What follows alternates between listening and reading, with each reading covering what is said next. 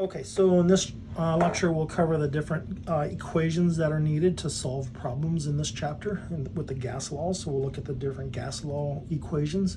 So we talked about one in the first lecture known as Dalton's law. So that's where the total pressure is equal to the sum of the individual pressures. So however many different gases are in the mixture, you add all of their individual pressures up, and that would be the total pressure in the system. Boyles Law is another gas law. So if we try to illustrate this law. So if we set a system up like this, a piston, and there's gas molecules in here.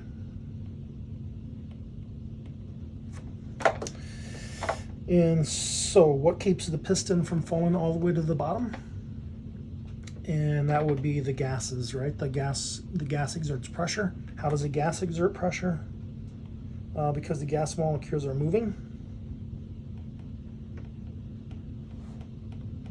Right, they would be hitting the piston, they would be hitting the sides of the container, and so every time they hit, they're going to exert a force. So in this case, with Boyles Law, let's keep temp and amount of gas constant. And look at the pressure and volume relationship.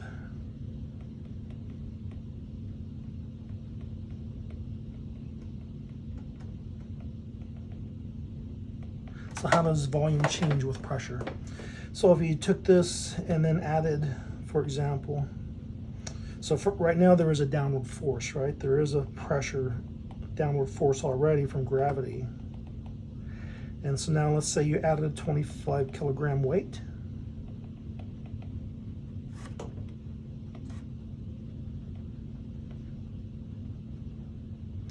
So what's going to happen to the volume? So if you take this and added a 25 kilogram weight on top of the piston, so you increase the downward force, you increase the downward pressure, that's going to, of course, decrease the volume.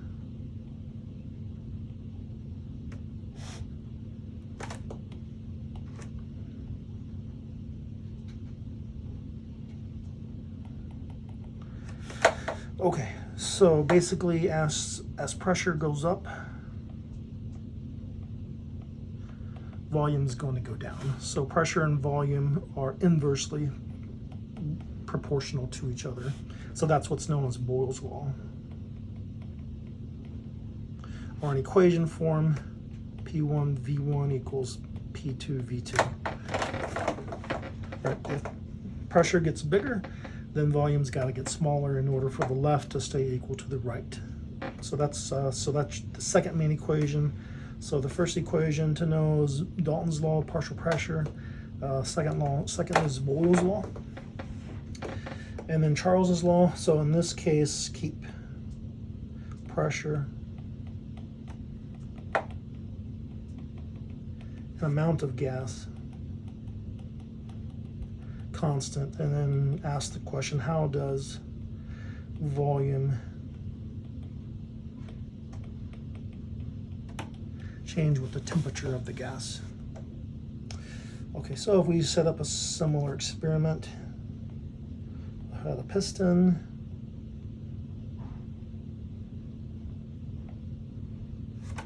with some gas in it, and then you increase the temperature.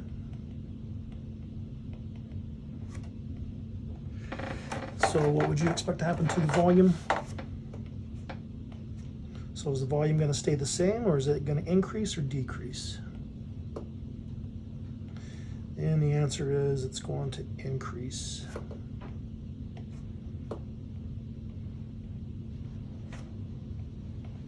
So as temperature goes up, volume goes up. So volume is directly proportional to temperature. So that's what's known as Charles's law. So why does that happen? Because what happens as you increase the temperature of the gas?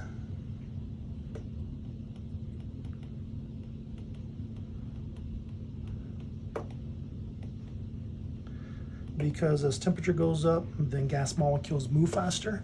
If they move faster,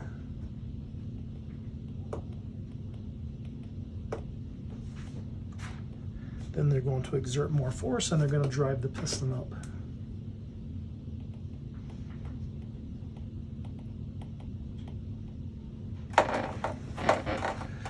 Okay, so in equation form, this looks like V1 over T1 equals V2 over T2.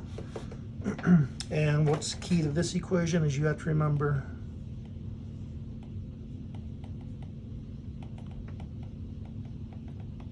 is that temperature must be in kelvins.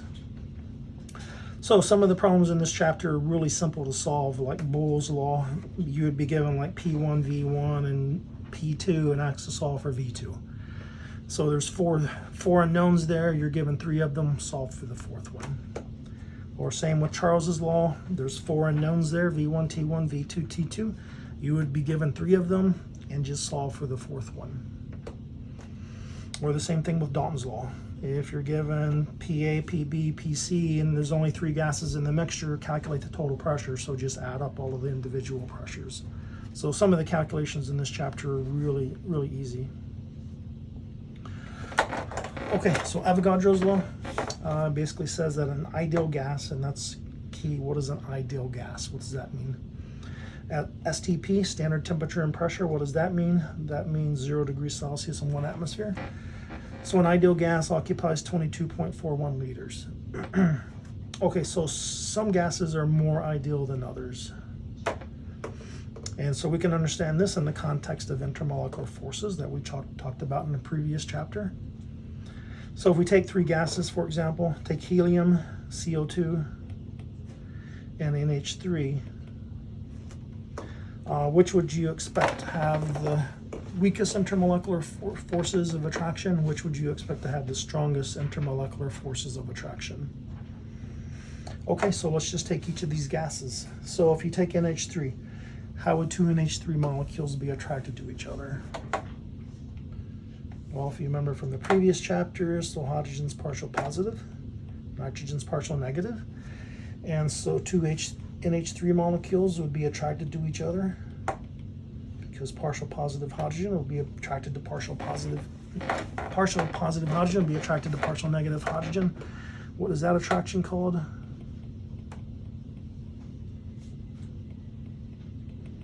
That's called hydrogen bonding. So NH3 molecules can make hydrogen bonds, and if you remember the different intermolecular attractions, van der Waals attractions, dipole-dipole attractions, hydrogen bonding, ion dipole, hydrogen bonding is one of the strongest. How about CO2? Can it make hydrogen bonds? Well, obviously not, because it doesn't even have hydrogens. Same with helium. Does CO2 have a dipole? Well, it's got bond dipoles, but they cancel out. So no, it does not have a dipole. Helium doesn't have a dipole. So the only type of attractions they could experience would be van der Waals attractions. And then CO2's got more surface area.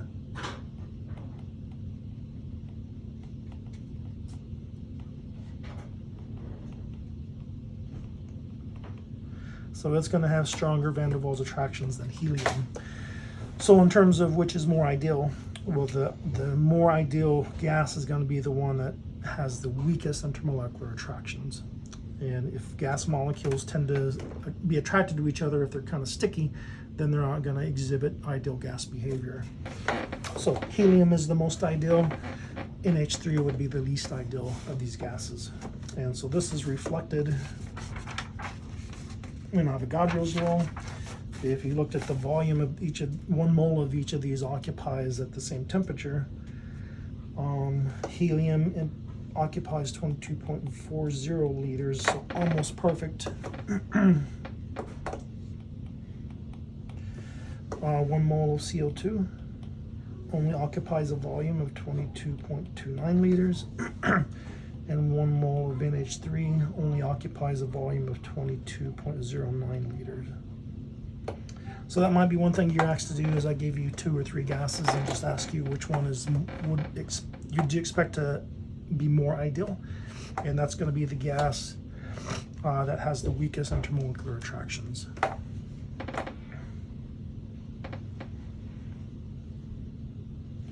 Okay, so another equation, the combined gas law. So this equation is P1 V1 over T1 equals P2 V2 over T2. And again, pretty much any equation in this chapter, temperature must be in kelvins. Did I say that back here? Yes.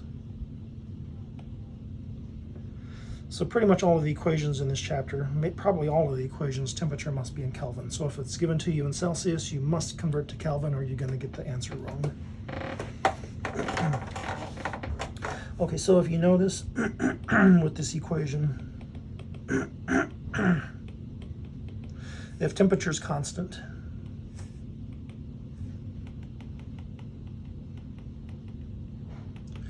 then T1 would cancel T2, and now you have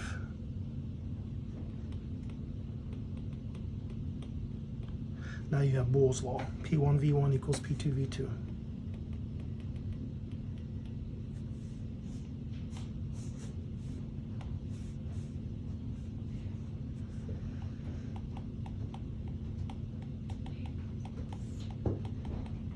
Or if temperature constant,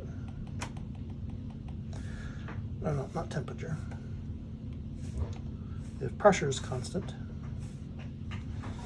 then P1 is the same as P2. They cancel each other out, and now you have Charles's law. Right, V1 over T1 equals V2 over T2. And then the third possibility would be, what if volume was constant?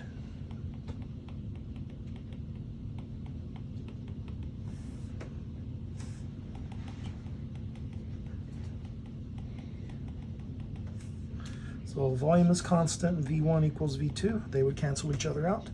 And now you have P1 over T1 equals P2 over T2.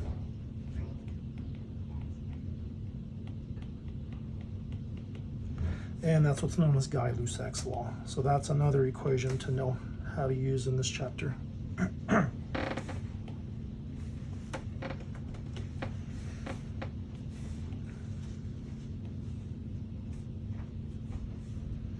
Okay, and then the other main equation in this chapter is the ideal gas law.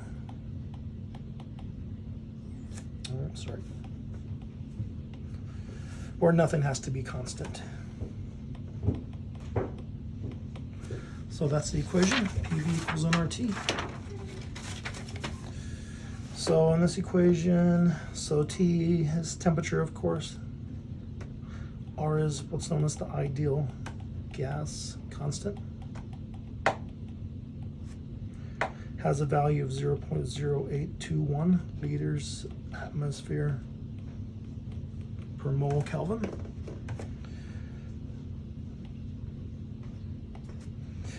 N is the number of moles.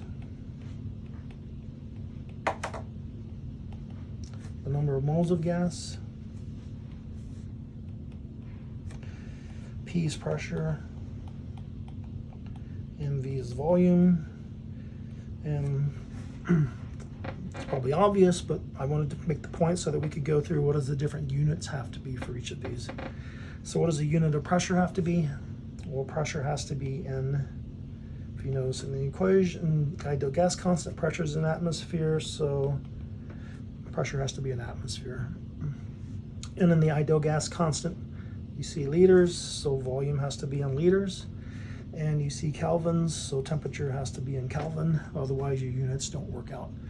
So if you're given a problem to solve and you were given pressure in millimeters of mercury, you would have to convert to atmosphere before you use the equation. If you were given volume in milliliters, you would have to convert to liters. If you were given temperature in Celsius or Fahrenheit, you would have to convert to Kelvin before you could use the equation. And if you were given grams of gas, you would need to convert to moles of gas before you could use the equation. So then you would have to remember how to do all of your chapter 3 material, which introduced moles and grams and stoichiometry. Okay, speed of a gas. If you want to calculate the speed of the gas,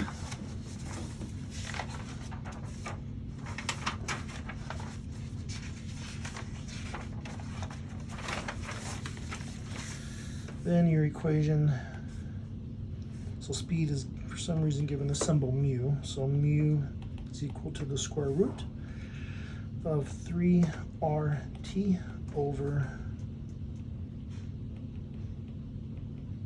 the molar mass of the gas.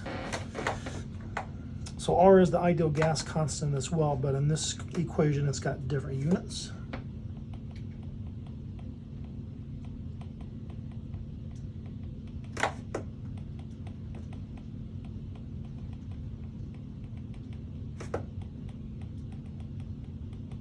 So since it has different units, it has different value. So R in this case is equal to 8.31 kilogram meter squared second squared Kelvin and mole of gas on bottom. And then molar mass, so this of course is grams per mole.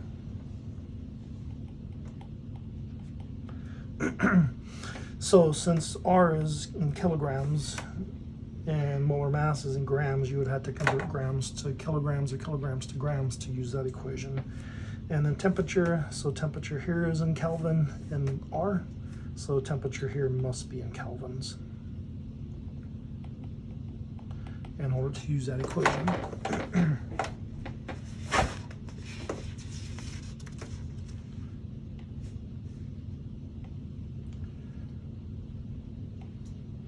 Okay, so we'll work some specific problems in a different lecture. So we'll just introduce all of the equations here and the concepts, and then we'll work some problems in the next lecture. Okay, so this last concept with the gas is diffusion.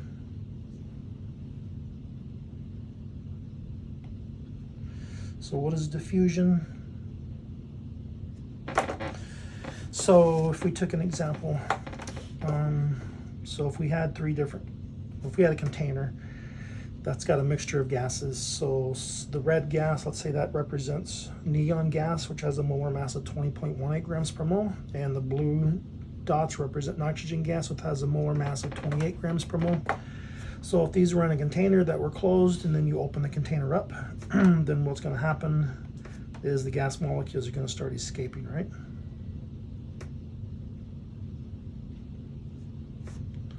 So which is going to diffuse faster? The neon gas or the nitrogen gas? Well, what's that going to depend on? One thing it's going to depend on is speed of the gas. And if you notice speed of the gas, the molar mass is in the denominator. So as mass goes up, speed of the gas goes down. So which one's going to leave the bottle faster would be the gas that the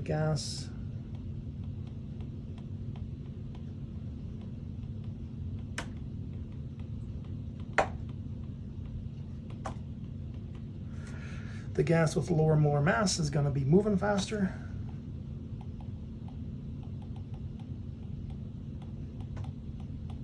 So it's going to diffuse out of the bottle faster.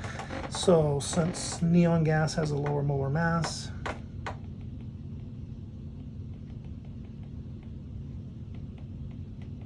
it would diffuse faster. So you're all familiar with this concept of diffusion. If this was a perfume, and the red was a perfume, and the blue a different perfume, and or cologne, and the one that's red has a lower molar mass, it's going to be moving faster, so you're going to smell that perfume faster than you would the other one because it's going to be moving faster. So what are the basic factors that affect diffusion rate?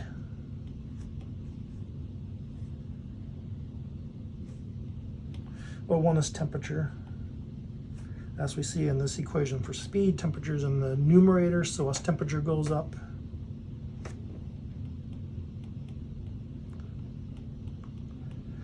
the speed of the gas molecules go up, so they're going to diffuse faster. And as we just saw, also mass. As molar mass goes up, the gas molecule speed goes down, so they're going to diffuse slower. And another thing that could affect diffusion, if we took,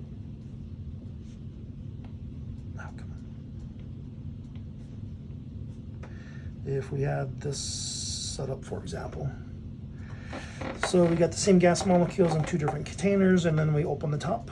Which one do you think would diffuse faster?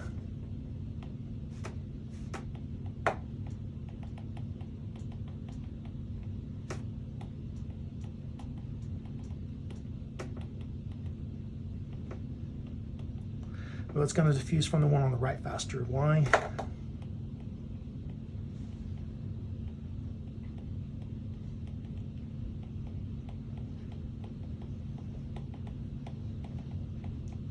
Right, because the opening is bigger. Right, the bigger the opening is, the more gas molecules can escape at one time.